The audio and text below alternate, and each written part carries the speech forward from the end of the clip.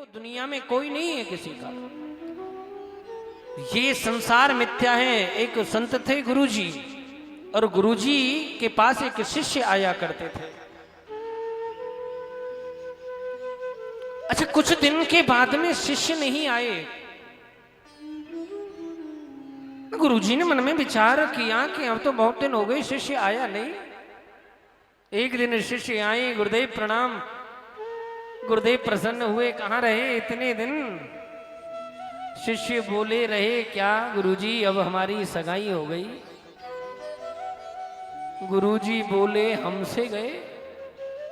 ध्यान से सुनो, गुरुजी कह रहे हैं हमसे गए। अच्छा, शिष्य कुछ बोले नहीं, चले गए। कुछ समय फिर नहीं आए, और तब आए बहुत दिन बाद, तो गुरुजी बोले, कहाँ रहे? गुरुजी, विवाह हो गया। बोले, माता पिता से गए। अच्छा, कुछ समय के उपरांत फिर नहीं आए, तो गुरुजी ने फिर पूछा, बेटा अब कहाँ रहे? कि गुरुजी, बेटा हुआ है। गुरुजी बोले, तो अपने आप से भी गए। बोलो राधे राधे। अब तो शिष्य के मन में बात बैठ गई, गुरुजी एक बात बताओ, एक बार आपने कहा था हमसे गए, फिर कहा माता पिता से गए, आज कह रहे हो अपने आप से गए, ऐसा क्यों कहा आपने? गुरुदेव बोले, बेटा जब सगाई हुई तो पहले तुम यहां आते थे तो हमारी सेवा किया करते थे, लेकिन अब तुम्हारी सगाई हो गई है, अब तुम्हें केवल उसी का मद है, इसलिए तुम हमसे चले गए।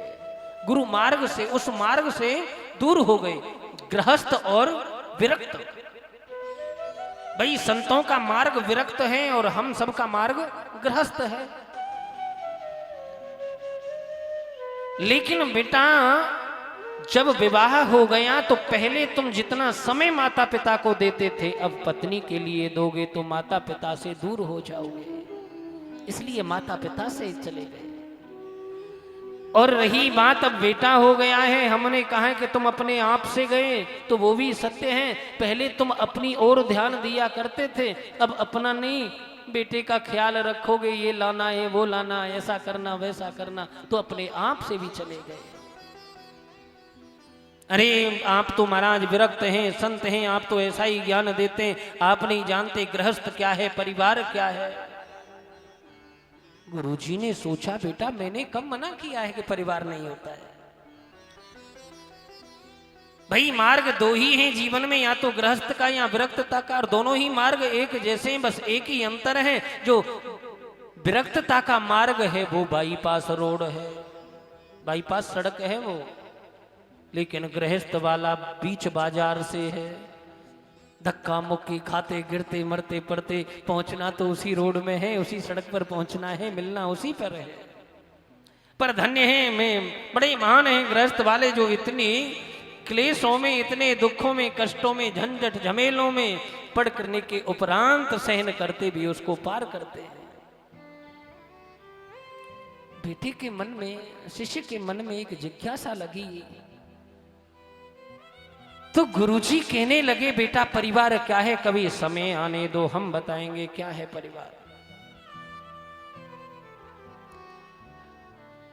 अच्छा, शिष्य को ज्ञान प्राप्त कराया, विद्या प्राप्त कराई श्वास खींचने की, प्राणायाम योग के द्वारा, अनुलोम विलोम के द्वारा।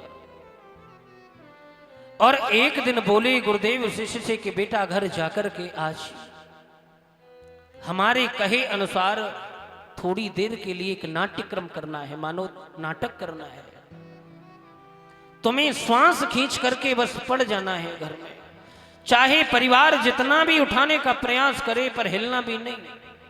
गुरुदेव की आज्ञा का पालन किया शिष्य ने, और जब शिष्य घर गया तो अब तो जगे नहीं, माता पिता पत्नी परिवार जगाए पर जगे नहीं, तो सबने समझा मर गया। अब तो रोना धोना शुरू, आस पड़ोस वाले भी इकट्ठे हो गए, जो हुआ वो ठीक नहीं हुआ, ऐसा नहीं होना चाहिए था। हाँ, यही तो कहने वाले आते हैं उस समय। अच्छा, सांत्वना देते हैं केवल, ये जो हुआ है परमात्मा की कृपा से हुआ, सब जिसमें ठाकुर जी की इच्छा, तुम चुप हो जा। रोने वाला थोड़ी देर तक रोता है फिर मान जाता है। अच्छा, समझने वाले यही समझते हैं ये हमारे कहने से चुप हुआ है, हमारे समझाने से चुप हुआ है। वो यही कहता है कि सब यही तो कहते हैं, जब उधर ऐसा होगा तब हम बताएंगे। फिर कभी ऐसा मौका उधर पड़ता है तो इधर वाला जाता है, जी जो हुआ सब हरी इच्छा से हुआ, अब इसमें किसका बस चलता है। अच्छा, दोनों ही पक्ष जानते हैं कि जो होता है वो गोविंद इच्छा से होता है, पर मान नहीं रहा है इंसान। जाते हुए अपनों को भी देखा है, बाहर वालों को भी देखा है, जाने के बाद कोई आया नहीं है ये भी भली भांति मालूम है, फिर भी अहंकार नहीं जा रहा है। यही आज दर्शित कर रहे हैं, गुरुदेव शिष्य को ज्ञान दे रहे हैं। अब तो शिष्य के घर गुरुजी का आगमन हो गया। उसी समय गुरुजी ने कहा क्या हुआ? पिताजी बोले, अरे संत महाराज, महात्मा जी, आपका जो शिष्य था वो मर गया है, बड़े कष्ट का विषय है। गुरुजी बोले, तो ठीक है, एक जीवित तो हम कर सकते हैं, पर जीवित करने के लिए उसके लिए आप में से किसी एक को अपने प्राण देने होंगे। दूध लेकर के आओ। हम तो दूध का कटोरा मंगाया, दूध में गुरु जी ने 2-4 झूठे को मंत्र पढ़े, फूंक मारी और बोला जो इसको पिएगा वो मर जाएगा और ये जीवित हो जाएगा। पिताजी को कहा, तो पिताजी बोले, अजी अब जो होना था सो हो गया, जो विधि का विधान था वो हो गया, जिसकी श्वासें जितनी मिली थी वो चला गया, बाकी होना ही क्या है। मैया को कहा तो माता भी बोल पड़ी, मैं तो जरूर पीती महाराज जी, पर क्या करूं, मेरे जाने के बाद इनका ख्याल कौन रखेगा, मुझे इनकी चिंता है, अब जो होना था सो हो गया। अब श्रीमती जी को कहा, पत्नी को, पत्नी बोली, हम काहे पिए, हम तो अपने मायके चली जाएंगे। बोलो राधे राधे। शिष्य सब सुन रहा है। गुरुजी बोले, तो हम पी लें? अरे महात्मा जी, आप जैसे संत और किस काम आते हैं, आप तो बड़े परोपकारी होते हैं, परोपकार के लिए होते हैं, मतलब मरने के लिए संत हैं, आप पी लीजिए, कोई बात नहीं है। पड़ोसी पहले ही भाग गए वहां से, कहीं महात्मा जी हमसे ना कह दें तुम पी लो। तभी महात्मा जी ने, चलो कोई बात नहीं है, हम पी लेते हैं, कि पीकर दूध संत ने तब ही लीनी एक डकार, और उठ बेटा चल मेरे संग में देख लिया परिवार। उठ बेटा चल मेरे संग में देख लिया परिवार।